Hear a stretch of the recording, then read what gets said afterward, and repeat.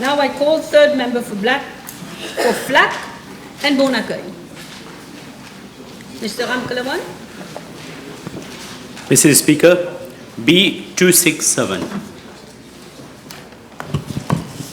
Madam Speaker, as the House is aware, since 1982, the Pay Research Bureau has conducted the general review exercise on pay and grading structures every 5 years, except for 2016, where the report was published after a period of 3 years. The 2016 PRB report, however, re-established the periodicity of the general review exercise to 5 years, as it was before, and consequently the last one was in 2021. The next report will therefore take effect on the 1st of January 2026. I'm informed, Madam Speaker, that the preparation for the next report started in March 2023, according to a preset work plan, and relevant information were gathered. These are impacting on the Bureau's calendar of activities, because I found out that there was some delay, because they talk to the different ministries, departments, local authorities, and also the Rodrigues Regional Assembly. There are 126 parastatal bodies that fall under the purview of the PRB. The Bureau has to gather the maximum information to facilitate the interaction and exchange of views with all the stakeholders.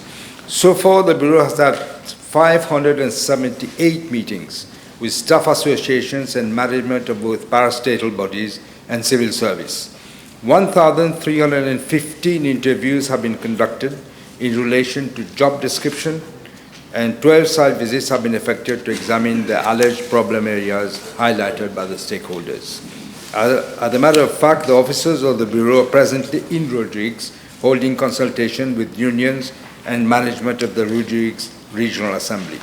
I have been informed, Madam Speaker, that the Bureau is facing several constraints, including delay from stakeholders to submit the relevant information.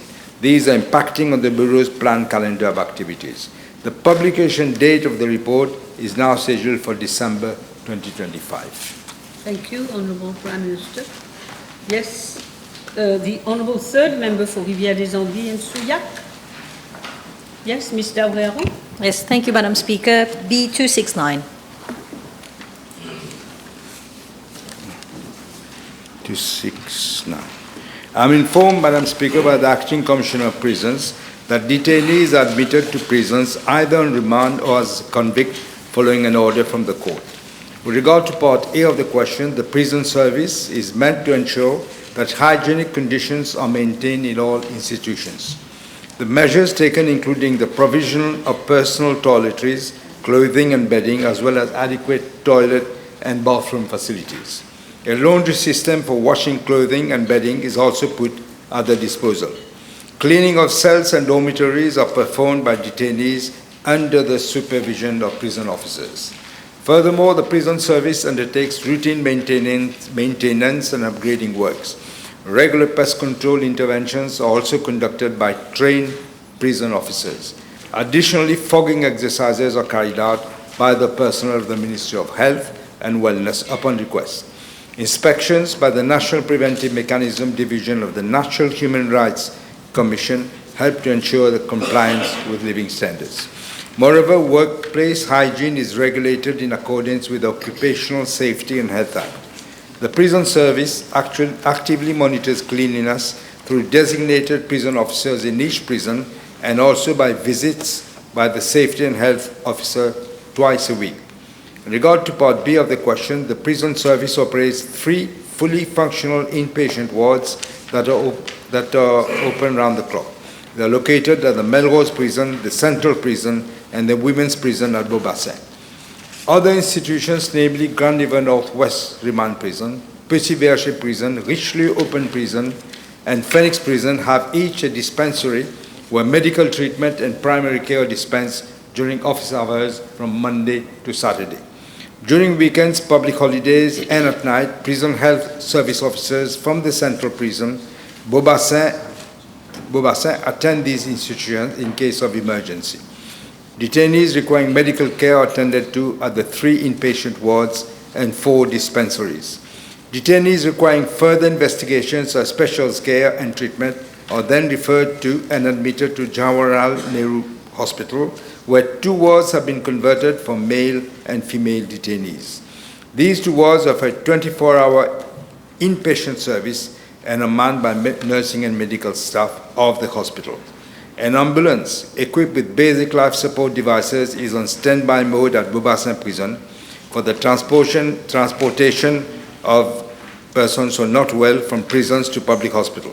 In addition, the services of the SAMU is solicited to attend life-threatening emergencies for conveyance of the detainees to the nearest public hospital.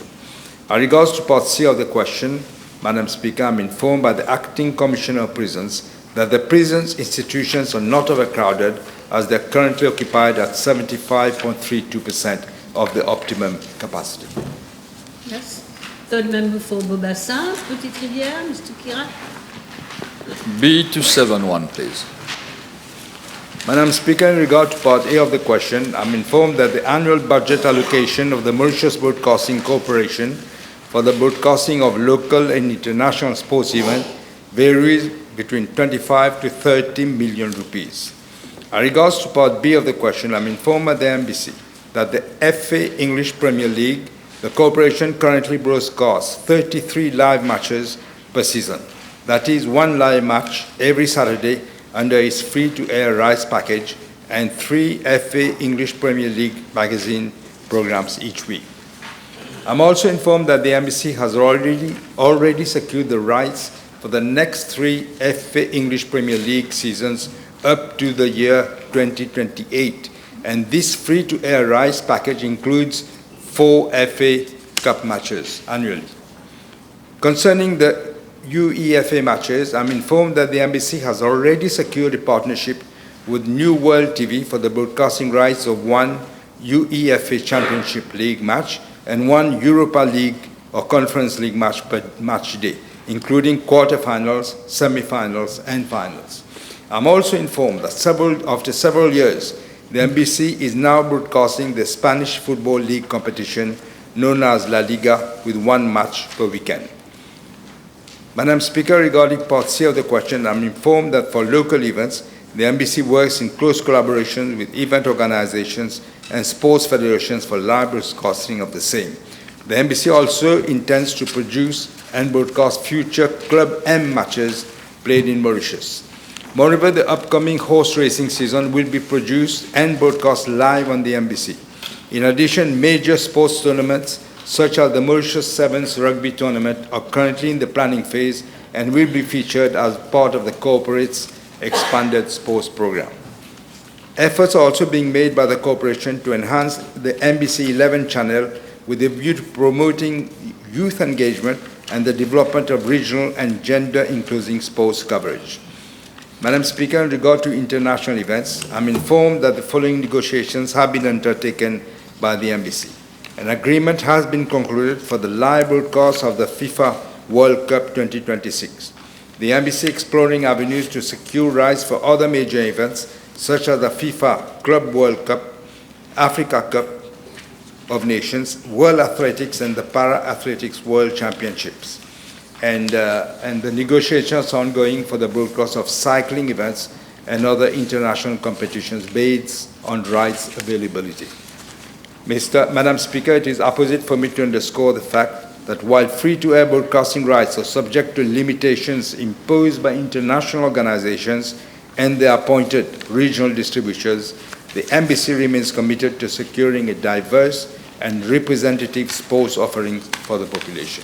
Thank you, Prime Minister. Merci, Madame la Présidente. L'honorable Premier ministre peut-il dire à la Chambre, et en particulier aussi aux amateurs de football anglais, suite à l'annonce que lui-même avait faite durant la dernière campagne électorale, à l'effet que tous les matchs de la Premier League seraient retransmis en direct à la télévision. Je conviens, tous les matchs, ça va coûter énormément, mais envisage-t-il, ne serait-ce pour ceux qui n'ont pas les moyens de s'abonner aux chaînes payantes, est-ce que la MBC, à travers le Premier ministre, de retransmettre ne serait-ce les matchs forts de chaque week-end afin de permettre aux amateurs de football anglais de visionner leurs équipes préférées. In fact, I thank the Honourable Member for saying that given the financial situation of the country, but actually the embassy is looking to do exactly that, if possible. Yes, of course. Of course. Yes, the Honourable First Member for Savane. Thank you, Madam Speaker. Yes. B272. Madam Speaker, I'm informed that the Industrial Finance Corporation of Mauritius was incorporated in August 2021, but was officially launched and became operational in February 2022. With regard to Part A of the question, I'm tabling a copy of the roles and functions of the IFCM. Madam Speaker, with regard to Part B of the question, I'm informed that a total amount of 1,699,899,000 rupees have been invested in the IFCM as follows. 1 million by the government of Mauritius at the time of its incorporation, and the balance of 1,698,899 through the National Resilience Fund. Madam Speaker, I'm also informed that a special line of credit to the tune of 5 billion rupees have been made available by the Bank of Mauritius to the IFCM to operate its various schemes.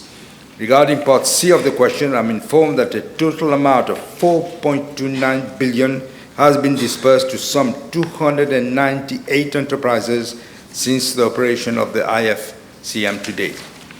Regard to Part D of the question, I'm tabling a copy of the lists of the beneficiaries and the amounts of funds allocated thereto. Madam Speaker, even a cursory look at the list would suggest the gross abuse of public funds where huge amounts were dispersed to the cronies of the previous regime. Let me just give a few blatant examples. 41 million rupees to Curious Construction Solutions Limited. 41 million. 64 million to RGT Limited belonging to Avinash Gopi. And 9.6 million to Artemis Hospital.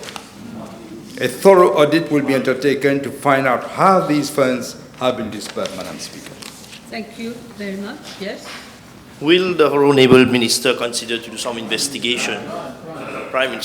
Will the Honourable Prime Minister consider doing some investigations in regards to those allocations?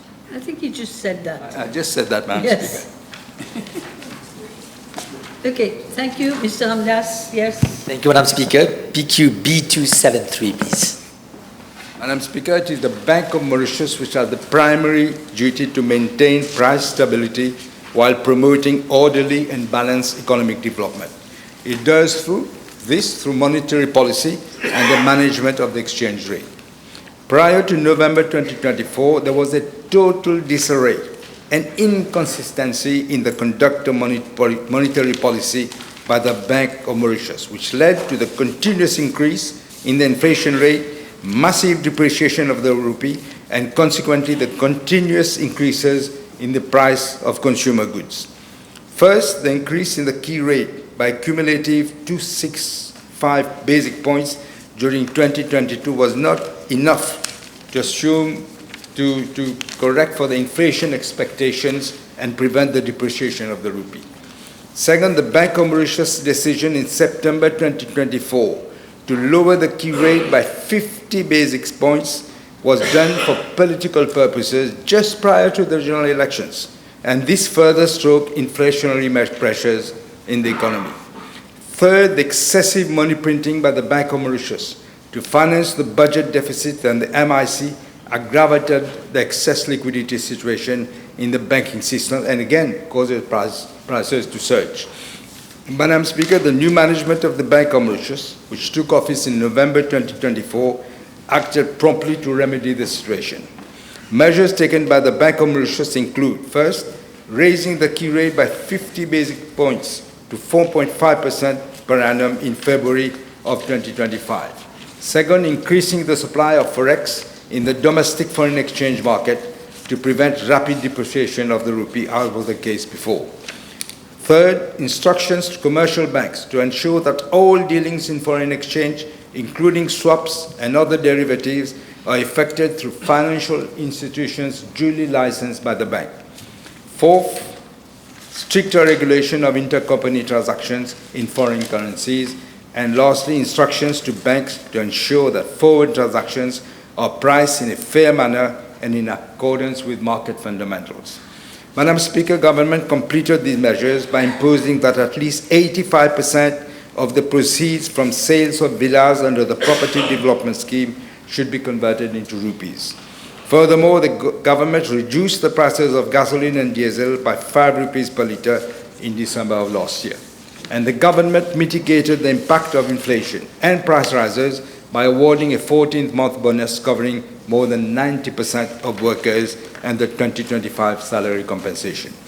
It should be highlighted that since mid-November 2024, the rupee has actually appreciated by around 4.5% compared to the dollar, and the inflation rate has since been maintained on a downward trajectory. In fact, the inflation rate, which was at a peak of 11.3% in February 2023, is now at 2.5% as in March 2025. Madam Speaker, the Ministry of Finance will continue to coordinate with the Bank of Mauritius to ensure coherence in our approach to curb inflationary pressures in the economy. In this context, we are working on fiscal measures that will be announced in the forthcoming budget. Thank you. Yes. This Honourable second member for Rivière des Anguilles. I'm sorry. Didn't catch my eye in time. Thank you, Madam Speaker. Madam Speaker, further to the statement made by the Honourable Prime Minister some time back in Parliament on the state of the economy, it is now of public knowledge that the previous government has been tampering with the calculation of economic indicators, including the rate of inflation, and that to hide the real economic situation in Mauritius. Will the Honourable Prime Minister be in a position to enlighten the House as to the true inflation figures, rate of inflation, the true annual rate of inflation from the years 2019 to 2024?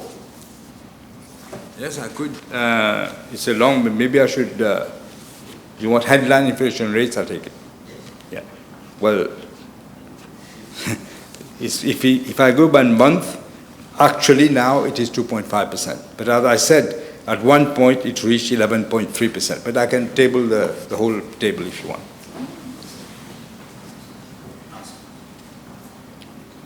Yes.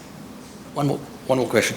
Madam Speaker, the Honourable Prime Minister of India has, in the course of his recent visit in Mauritius, announced that Mauritius and India will trade in Mauritian rupees.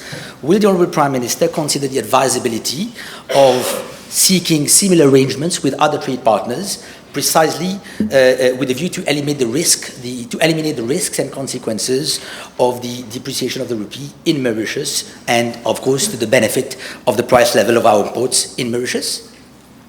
Unfortunately, I know of no other country that is prepared to do what India has done for us, Madam Speaker. Thank you. That's it. You're done. Mr. Jaman, please. Question B274, please. Madam Speaker, with regard to part A1 of the question, I'm tabling the information for the period 2015 to 2024 relating to the evolution of the rate of betting tax on horse racing. Concerning part A2 of the question, I'm informed by the Mauritius Revenue Authority that the total amount of revenue generated for the period 2015 to 2024 was 4.5 billion rupees as betting tax on horse racing. Regarding part B of the question, a proposal to consider the shifting of the tax burden from players to operators will be again examined in the context of the forthcoming budget. Yes. That's it. Okay, Mr. Rukni, third member for Pamplemousses. Madam Speaker, B275. Madam Speaker, the Police Department, in particular ADSU, and the Mauritius Revenue Authority are the two main agencies responsible for the fight against drugs, and particularly the prevention and illegal entry of drugs into the Republic of Mauritius. I'm informed by the Commissioner of Police that both the Police Department and the Mauritius Revenue Authority officers work in close collaboration for the detection of illicit drugs at the ports and the airport. They make use of an array of surveillance and detection tools for that purpose. I'm sure the Honourable Member would appreciate that for obvious reasons I cannot give details of the equipment in use nor the protocols that have been put in place. I'm also informed, Madam Speaker, that as the modus operandi of the drug traffickers keeps evolving, they make use of the latest sophisticated equipment. It is imperative that our surveillance system be continuously enhanced to keep pace with the latest trend.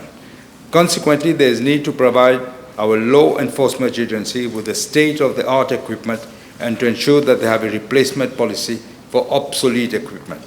Moreover, these agencies should ensure that provisions are made to enter into maintenance contracts so that all new and existing equipment are fully operational at all times for cost effectiveness and efficiency purposes. This was not the case before. In addition, government will invest in tailor-made capacity building programs for the upskilling of the personnel with regard to the detection of drugs, including synthetic and novel drugs. I wish to reiterate, Madam Speaker, that the fight against drugs is one of the topmost priorities of this government. We are already translating our pledges into actions which are now showing results. To this effect, from November 2024 to March 2025, drugs of a street value of around 1.2 billion rupees have been seized. In the same vein, in line with the government program 2025-2029, we will today itself introduce the National Agency for Drug Control Bill into the National Assembly to provide for the establishment of a national agency for drug control, which shall be at the apex for addressing the drug issue, including prevention and drug controls. Thank you. Yes. Madam Speaker, it is a fact that we have noticed an increase in the drug abuse in our country. I would like to know from the Prime Minister if our intelligence gathering agencies have at least detected an increase in import of drugs through our main ports. Thank you. Yes, that is the case. That is why we had this large uphold, heavy. I think I mentioned the figure, 1.2 billion rupees. Thank you. Thank you. Yes, the Honourable second member for my board. And then Manuel. B276. Madam Speaker, I'm informed by the Chief Executive Officer of Airports of Mauritius Company Limited that the airport master plan of 2004 made provision for the construction of a parallel taxi of the length of 3,450 meters, which was also to be used as the runway in emergency situations. 6 years later, that is on 12th of April 2010, AML decided to construct the taxiway of length of 2,450 meters only. The additional length of 1,000 meters would require the acquisition of private lands and properties along the ex-airport road at Gaon and Solitude villages. This taxiway was commissioned in July 2013 and is operational since that date. With regard to the Gaon village, for the period 2007 to 2014, 42 properties were acquired for an amount of 104,309,109 rupees, including, this excludes, notary, registration fees and land transfer tax. In addition, another 63 properties had to be acquired. Accordingly, after a bidding exercise, the services of a chartered property valuer and land surveyor were retained in 2019 to carry out a valuation exercise of these properties. To date, AML has acquired 14 of the 63 properties for a total amount of 60 million rupees, excluding all relevant fees, as I said. Regarding the village of Solitude, a survey of residential properties were carried out by a professional land surveyor in November 2011. They wanted to acquire 32 properties to create an operational safety buffer zone around the airport. As of December 2024, 20 plots of land and properties have been acquired for a total sum of 47,653,114 rupees. 12 plots of land properties have not yet been acquired, as some of these owners did not have title deeds or they were not in order, or while others wanted an alternative plot of land and they were also not agreeable with the proposed amount. Yes. Can the Honourable Prime Minister consider this matter as soon as possible, because the inhabitant from this region is living with a daily stress because they can't invest or renovate their existing house? The exercise is ongoing. That is, another valuation report of the plots of land of both villages go back to 2011. And AML is now planning to appoint a new chartered property valuer and land surveyor to review and update the existing reports of the 49 properties at Shagaon and the remaining 12 at Solitude Village. Negotiation will start thereafter. Yes, the Honourable third member for Rivière-des-Anguilles-Souillac. Thank you, Madam Speaker. B277. Madam Speaker, I'm informed by the Mauritius Revenue Authority that the total amount of responsible gambling, this is the term in the law, so I'm using the same term, the levy collected in 2020 was 66.1 million, out of which 1.8 million was from Totalisator Operators.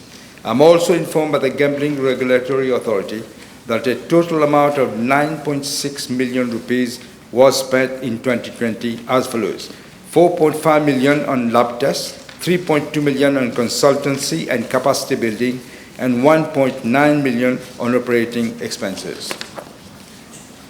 Yes. And Dr. the Honourable Prime Minister confirm how the funds are being spent from November 2024. As I understand that the levy was initially imposed to educate the operators, the gamblers. And you want to know how the levy is being used? From 2024 onwards. We are looking at all this in the budget. I will come up with an answer in the budget. Okay. Yes, Honourable fourth member for Port Reach North and Montagnard. B278. Madam Speaker, it is an understatement to speak of waste and poor management. The report of the Director of Audit for the financial year 2023-2024 was tabled on the 25th of March of this year. As in previous years, the report exposed a litany of scandals highlighting how public funds have been dilapidated by the previous government. The publication of the report of the Director of Audit cannot continue to be an annual ritual where we take stock of misuse of public funds without any concrete actions being taken to put an end to such a scandalous situation. Madam Speaker, it will not be business as usual. Stringent actions will be taken to ensure judicious use of public funds where the principle of value for money will be strictly adhered to. In fact, after tabling the report of the Director of Audit, I requested my colleagues to analyze all issues raised by the Director of Audit concerning their ministries, their departments, with a view to properly addressing them.